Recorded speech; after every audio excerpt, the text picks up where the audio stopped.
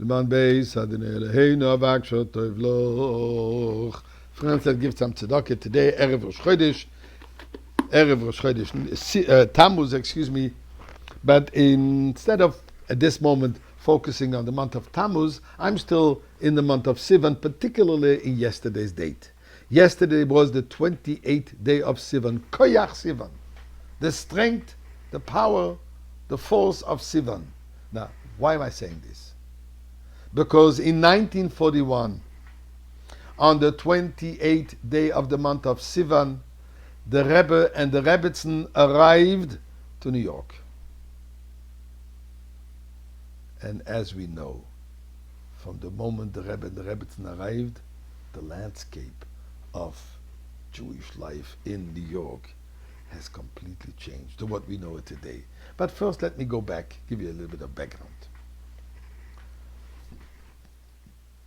The Rebbe and the Rebbetzin lived in France for many years.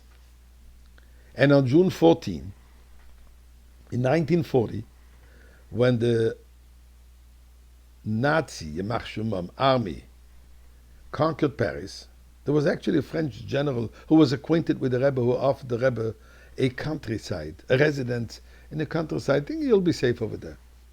The Rebbe refused, wasn't going to stay under Nazi occupation. And actually, with one of the very last trains leaving the city of Paris, the Rebbe and the Rebbetzin eventually arrived in Vichy, which at that time was considered a safer place.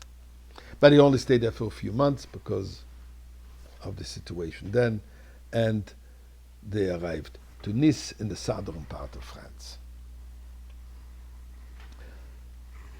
The Rebbe's father-in-law, that is the Rebbetzin Chaim Mushke's father, who he himself survived the bombardments in Warsaw, miraculously was saved from war-torn Europe,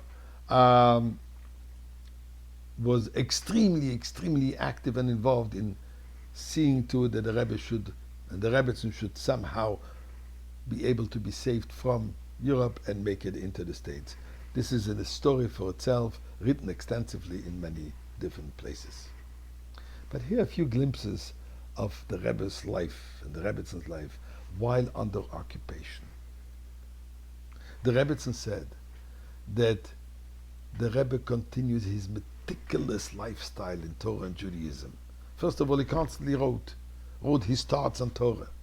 We find in the Rishimis, in those notes, that he gives the date and the address where he did it in Vichy, in Paris, on the boat, etc., etc., while fleeing, while on the run, so to say, for his life. He never forgot a moment to study Torah. There was a story that while still in Paris, and the war already started, it was Sukkot, and this esrog that somebody had, the Rebbe didn't feel that it's good enough. Somehow he managed to travel to Italy and get the most magnificent esrog and come back. His care for the other was exceptional. When he arrived in Marseille, to be able to stay in the city, you had to have a residence, an official residence. There were hundreds of thousands of refugees. They had no place where to go. They had no residence. So there was a hotel that you were able to register that you live in this particular hotel. But to do so, you had to show that you're capable of paying at least, I think, for about a week. People didn't have money. So what did the Rebbe do? The Rebbe had $100 bill. And the Rebbe would stand in the vicinity of the hotel, give those refugees, here's a $100 bill, go register in the hotel, get yourself an address, and then give me back the $100 bill. And like this, the Rebbe would give the $100 bill over and over and over and over, trusting the people they would not disappear with it. So as to save them, they should have an official residence to be able to stay. But eventually, Baruch Hashem, on the 12th of June, in 1941, the Rebbe and the Rebbetzin boarded the ship in Lisbon, Portugal. They had to smuggle through the border, and eventually they made it. And on the ship Serpa Pinto, they arrived on the 23rd of June, as I said, the 28th day of the month of Sivan, to the shores of the United States.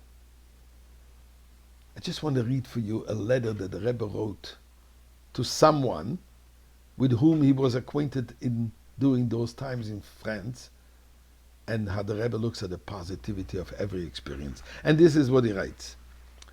Your letter awakened memories of the time where we were together in Vichy and Nice under conditions to which we were both unaccustomed. And the Rebbe continues. When a person is uprooted from his habitual environment, there come to light certain traits of his inner character as they are in their purity, undistorted by the expectations of society. Often, these traits reveal the hidden good in this person, of which perhaps even he himself had been unaware, because they were hidden under the layers of manners and social conventions. Fortunate is the person who does not allow these traits to disappear when he subsequently settles down and finds tranquility.